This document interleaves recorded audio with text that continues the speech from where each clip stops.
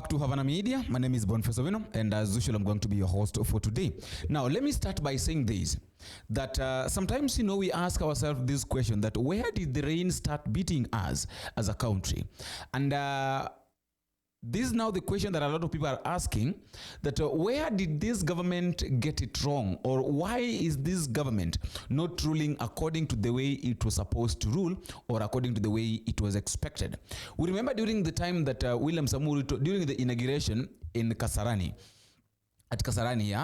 during the time that Uhuru Muigai Kenyatta was handing over power to William Samoei Ruto, he did it, but somehow he didn't do it willingly, because that is not the person that he wanted. So some people are saying that what Uhuru Muigai Kenyatta did, he gave him power, he gave him sword, and he gave him the constitution. But what he did not give him, he did not hand over the power itself or to William Samoei Ruto. That is where now the problem started. Now, instead of now Kasarani being the Kasarani turned to be the Kisirani.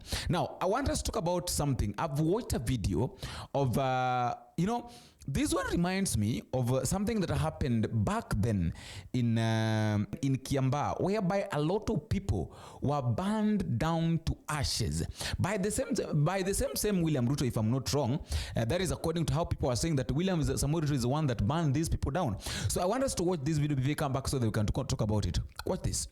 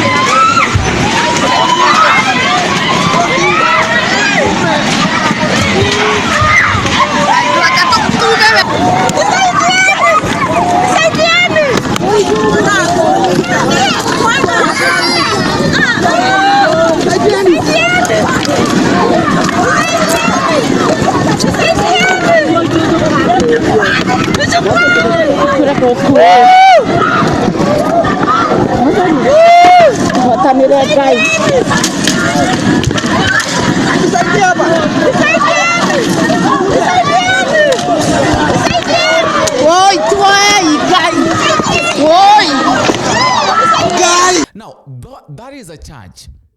Now, the only mistake that this church has done, which a lot of church leaders are doing, is that this church leader, this church pastor from PEFA, this PEFA church in Nyandarua County.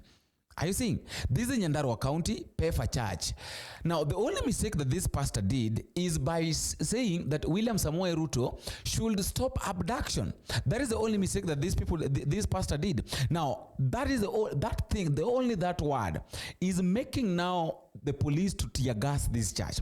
Remember, this is 31st. And of course, we know very well that every church, all the churches in the country, 31st had got everybody, because most of the people wanted to go and cross over in different churches. Now, imagine that this church has got kids.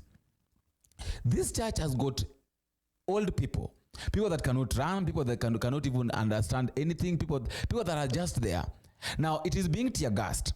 The reason simply because the church pastor have talked about abduction. But I have something else to say, that I think one thing I know for sure, or what I think, is that this thing was planned, because there is no way these policemen or these police officers can go to a church and tear gas it without proper planning. That is a lie. Where were they? Because another thing that I know is that they even went to that church. Someone started. They started very well, and then in the middle of it, now they tear gassed it. But why would a church be tear gassed? Why not go tear gas a bar? Why not go tear gas a club or anywhere? Why church? So this one, this is something that happened. It had happened in Kiamba. So it is something that is just repeating itself. It's not something that it's not a new thing. It's not a new thing that it's like now this is a new thing that is happening. It had happened. So for it to happen again is just repeating itself. Just like they might say that history repeats itself. So the history has repeated itself, and that is why William Samoei Ruto is not even bothered. Another thing I heard Natembea talking about something, saying that if IG Kanja is not careful, then he's going to be abducted next.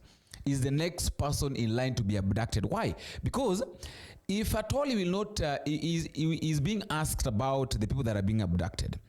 It's 4 days. These people are nowhere to be seen. They have not been found. And then when you are asked as someone who is supposed to be, who is responsible, supposed to answer the questions, you are saying that you don't know where these people are. So the next thing that is going to happen is that this person is going to be abducted next. Why? Because you can't tell us where they are. And also another thing, I think Rigathi Gachagua also talked about is that what happened to Komis might happen to Kanja. It might be used as a sacrifice. And I'm saying this thing going to happen because, okay, there will be this fear that you might say the truth. Of course, we know that the person that is behind abductions, we know who he is. And Oscar Sudi even disclosed that the reason why people are being abducted is because they are talking about, they are giving out cartoons and all that, you know, about Kasongo. That is it. Great friend of mine, anaitwa Kanja, a professional policeman, if there ever was one. I was asking him and telling him that if you tell Kenyans that you don't know who is abducting our young people, and some of them have disappeared for weeks and we don't know what has happened to them,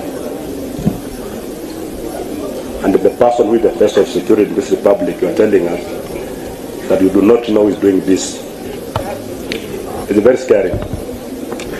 Because as a person with some background in security, if we do not know what is eating you in terms of security, those guys will one day abduct the Inspector General of Police. Because we don't know those people. And the day the IG or police will be abducted, I think that will be the end of Kenya. So I'm just asking these good guys to take these matters more seriously. Because without security, of course, no country.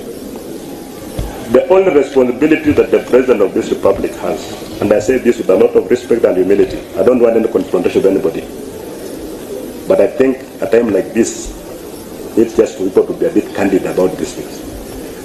The only responsibility that the President of Kenya has, forget about economic growth, forget about all this other thing they talk about, is the protection of life and property.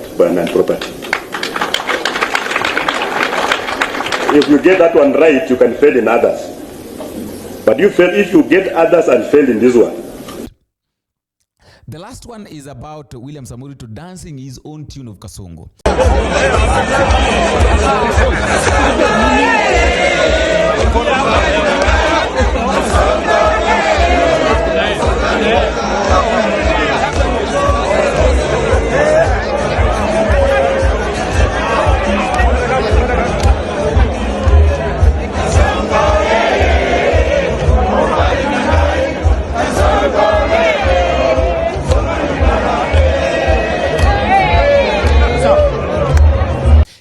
William Samoei Ruto is a very wise person.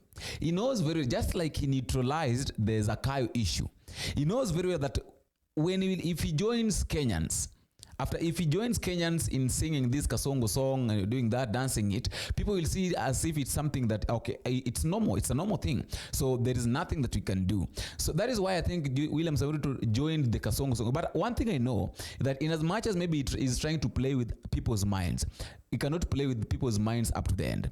This game is far ahead of him. He cannot play it much better than Kenyans, because Kenyans have woken up. Kenyans are wise and they know what they're doing. They know how to get what they want at any time they want, or they feel like they want to get it. After all, guys, that is all I have for today. Let me also know what you think in the comment section. But just a reminder, if we are meeting for the first time, don't forget to take a minute, click the subscribe button. You can also like, share, and do ping over in the comment section and tell me what you think and where you're watching this video from. Until we meet again, I've been your host, Boniface. Bye-bye.